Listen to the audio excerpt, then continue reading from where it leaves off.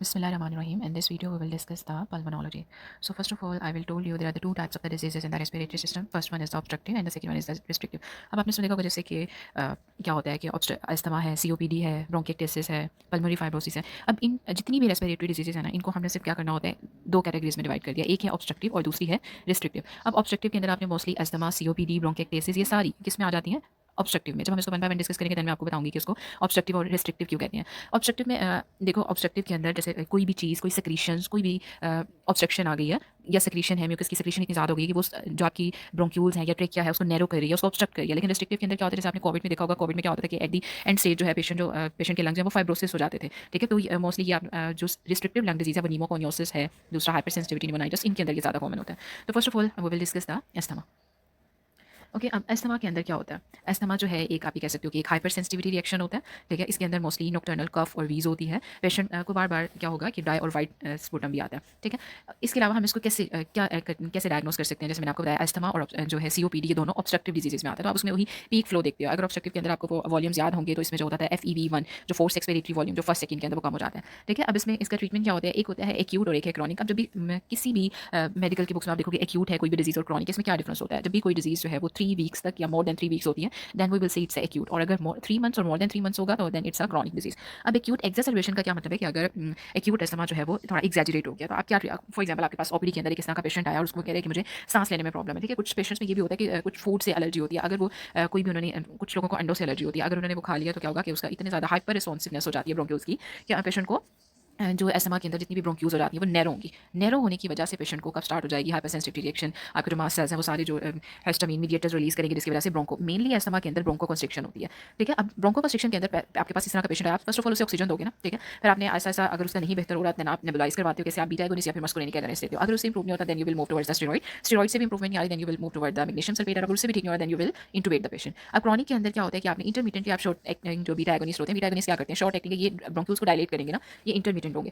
Then अगर इससे भी फर्क नहीं पड़ा then you will move towards the inhale corticosteroid. Acute attack, इसमें जो एक्यूट अटैक होता है ना वो ज़्यादा डेंजरस होता है. तो उसके अंदर आप डायरेक्ट जो है पहले ऑक्सीजन देते हो, फिर उसके ब्रोंक्यूल्स और जो एगोनिस्ट है बीटा और मस्कुलिनिक ये देते हो. क्रॉनिक के अंदर क्या करते हैं हम, बीटा एगोनिस्ट से स्टार्ट करते हैं then you will move toward the corticosteroid. फिर आपने लॉन्ग एक्टिंग स्टार्ट किए, फिर आपने लॉन्ग एक्टिंग मस्कुलिनिक एगोनिस्ट दे सकते हो. ठीक है, रिफ्लेक्टिव के अंदर आप ऑरल स्टेरॉइड्स होगे. अगर एक्सरसाइज इंड्यूस है देन आप बिफोर द एक्सरसाइज जो है वो बीटा एगोनिस्ट प्रेफर करते हो. अब आपने कुछ पेशेंट जो है वो जिनको नेजल पॉलिप होता है वो पहले ही आके बता देंगे कि डॉक्टर साहब मुझे जो है वो एस्प्रिन से एलर्जी है. लाइक कोई भी पेशेंट इस तरह का आपके पास आया तो आपको बताएगा कि मुझे एस्प्रिन से एलर्जी है. फॉर एग्जाम्पल अगर वो ओबीज है, हाइपरटेंसिव है, डायबिटिक है और आपने उसको क्या किया, ब्लड थिनर भी स्टार्ट करवा दी तो वो एस्प्रिन से तो उसको एलर्जी हो जाएगी. अगर वो ऐसे तो उसने नहीं माना लेकिन आपने उसको एस्प्रिन दे दी देन क्या होगा, उसको पहले उससे एलर्जी और फिर हाइपर रिस्पॉन्सिवनेस हो जाती है.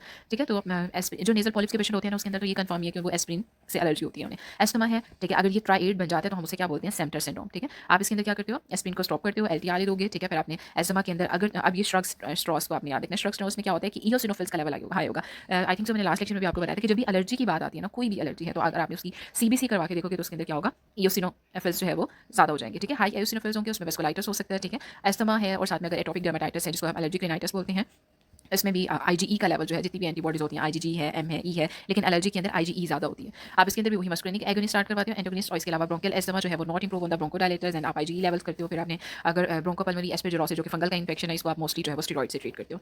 ओके, सो अस्थमा में हमने क्या डिस्कस किया, इसमें बेसिकली आपके जो जितनी भी ब्रोंक्यूज होती हैं उसकी नैरोइंग हो जाएगी. और जब नैरोइंग होती है, अगर नैरो हो गया तो सांस लेना वैसे ही मुश्किल हो जाएगा. ठीक है, इसमें पेशेंट जो है आपके पास किस तरह से प्रेजेंट करेगा. अस्थमा की भी डिफरेंट टाइप्स है, माइल्ड, मॉडरेट और स्वेयर. इवन पहले जो स्वेयर अस्थमा होता है ना उसके अंदर पेशेंट जो है वो एक सेंटेंस भी नहीं बोल सकता. लाइक वो अपना ने या लाइक मेरा नाम जो भी है मतलब वो पूरा एक सेंटेंस भी कंप्लीट नहीं करेगा. ऐसे इतना स्वेयर अटैक होता है इसका. और ये फूड एलर्जी से भी हो सकता है. ठीक है, इसमें क्या होगा, ब्रोंक्यूल्स की नैरोइंग हो जाती है जिसमें डिफिकल्टी इन द ब्रीदिंग होगी, पेशेंट रेस्पिरेटरी डिस्ट्रेस में जाएगा. देन यू आप क्या करते हो, इसका ट्रीटमेंट आप पेशेंट एक्यूट के अंदर ऑक्सीजन दोगे, बीटा एगोनिस्ट, मस्कुलिनिक एगोनिस्ट. ठीक है, इसमें इंप्रूवमेंट नहीं आ रही then you will move towards the steroid. Chronic के अंदर आप बीटा एगोनिस्ट के बाद इनहेल कोर्टिकोस्टेरॉइड से स्टार्ट करते हो. ठीक है, और सेंट्रल स्ट्रॉन्ग सिंड्रोम है, श्रग जो स्ट्रॉस है इसको आप थोड़ा सा देख लेना. सेंटर के अंदर ट्राइड है, श्रग स्ट्रॉस के अंदर आपको बताया इयोसिनोफिलिया होता है. Okay, then move towards the chronic obstructive pulmonary disease. अब देखो इसके तो नेम से पता चल रहा है कि ये ऑब्स्ट्रक्टिव है. ठीक है, इसमें पेशेंट जो है वो किस तरह प्रेजेंट करेगा, क्रॉनिक प्रोडक्टिव कफ के साथ. ये वो पेशेंट्स होते हैं मोस्टली जो लॉन्ग टाइम स्मोकर्स होते हैं. ठीक है, अब इसमें भी वो डिपेंड करेगी जो मैंने आपको पहले भी बताई है कि फोर्स एक्सपायरेटरी वॉल्यूम. इसको भी नेम से देखो, इसके डिफरेंट वॉल्यूम्स हैं. अगर मुझे टाइम मिला तो मैं इंशाल्लाह आपको ये सारे वॉल्यूम जो है वो वन बाय वन दोबारा से बताऊंगी डिटेल में. फोर्स एक्सपायरेटरी वॉल्यूम आपने फोर्स लगाई है एक्सपायर करने के लिए. ठीक है, अब उसके डिफरेंट टाइमिंग्स हैं, लाइक वो कितने टाइम तक वो जो एयर का वॉल्यूम है वो आप बाहर एक्सपायर कर सकते हो. तो जो फर्स्ट सेकंड के अंदर होता हैं ना, ये उसके ऊपर उसका कम हो जाता है, ठीक है। अब एक्यूट इसमें भी वही है कि एक्यूट एक्सरबेशन है, तो आप उसके अंदर शॉर्ट मस्कुलिनिक एगोनिस्ट होगे, बीटा एगोनिस्ट, एंटागोनिस्ट देते हो, स्टेरॉइड्स देंगे, देन फर्दर ट्रीट नहीं हो रहा, then you will move towards the antibiotic. अब इस तरह होता था कि जब भी मैं मेडिसिन की वार्ड में जाती थी ना, मुझे ये होता था कि अगर किसी की सैचुरेशन कम है तो मैंने उसको ऑक्सीजन लगानी है। लेकिन इस जब मैंने सीओपीडी का पेशेंट देखा, तो उसमें जब मैंने अपने सीनियर से बात की, उनसे पूछा, उन्होंने मुझे ये बताया कि जो सीओपीडी का पेशेंट होता है ना, उसकी सैचुरेशन 92 से कम, ये नॉर्मल कंसीडर की जाती है सीओपीडी के अंदर। अगर 88 से 92 तक आ रही है, देन आप उसको ऑक्सीजन नहीं दोगे, ठीक है। ये इन लोगों की ये एक नॉर्मल है, जैसे हमारी 98 97 होती है ना, इसमें 88 से 92 की रेंज में रहती है, ठीक है। अगर फिर भी इसे लाइक सैचुरेशन कम हो रही है, कोई भी इस तरह का पेशेंट होता है, तो उसकी आप फर्स्ट ऑफ ऑल उसे ऑक्सीजन देते हो, अगर नहीं उसकी सैचुरेशन इंप्रूव करी तो आप बाईपैप देते हो, बाईपैप लगाते थे, फिर सीपैप लगाते थे। बाईपैप और सीपैप में क्या डिफरेंस होता है? बाईपैप जो है ऑक्सीजन का तो नॉर्मल एक प्रेशर होता है और ऑक्सीजन आपको देते हैं और फिर उसके बाद ब्रोंक्यूल्स ओपन हो जाती हैं थोड़ी, लेकिन बाईपैप जो होता है ना, उसके अंदर इतना ज़्यादा हाई प्रेशर होता है कि वो डायरेक्ट उसको जब पूरा उसका मास्क होता है ना, उसको अच्छे से बंद कर देते हैं, उसको इतना ज़्यादा हाई ग्रेड उसका प्रेशर होता है कि वो डायरेक्ट आपकी जो एल्वेलाई होती है ना, उसको जाके ओपन करता है, ठीक है, ताकि जो एक्सचेंज है वो ज़्यादा बेहतर हो जाए। बाईपैप लगाएंगे, अगर उससे भी इंप्रूव नहीं हो रहा, ये बता रहे हैं कि अगर रेस्पिरेटरी रेट 25 से ज़्यादा है, पीएच जो है वो इस रेंज में है, कार्बन डाइऑक्साइड जो है वो 45 से ज़्यादा है, then you will move towards the BiPAP, ठीक है। अगर इससे भी बेहतर नहीं हो रहा बाईपैप से, देन आप क्या करते हो? इंट्यूबेशन करते हो, ठीक है। अगर क्रॉनिक सीओपीडी है तो आप उसके अंदर वही मस्कुलिनिक एंटागोनिस्ट, बीटा एगोनिस्ट देते हो, नो इंप्रूवमेंट तो आप स्टेरॉइड्स भी ऐड कर दोगे। अब वो ये बता रही indication of the long term oxygen. अब लॉन्ग टर्म ऑक्सीजन जो है वो आपने किस टाइम पे देनी है? अगर तो सैचुरेशन जो है वो पार्शियल प्रेशर ऑफ ऑक्सीजन जो है 55 से कम है, 60 से कम है, 89 है और 89 से कम। अब इसमें देखो कॉर पल्मोनेल क्या होता है। जो कॉर पल्मोनेल होता है ना, इसके अंदर जो सीओपीडी के पेशेंट्स होते हैं, इसके साथ क्या होगा?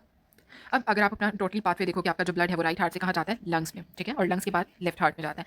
कोर पल्मोनेल क्या होता है कि अगर आपके लंग्स काम नहीं कर रहे तो उन पेशेंट्स को राइट हार्ट फेलियर हो जाता है। तो कोर पल्मोनेल के अंदर रेस्पिरेटरी फेलियर के साथ साथ पेशेंट को राइट हार्ट फेलियर भी हो जाएगा, ओके। सो अगर सैचुरेशन 55 60 89 से कम है तो आप then move towards the long term oxygen, और अगर 53 से ज़्यादा है तो आप जो है वो पेशेंट को बाईपैप की इंडिकेशन बता देते हो कि उसको बाईपैप लगेगा, okay. So in the next video we will discuss the next disease.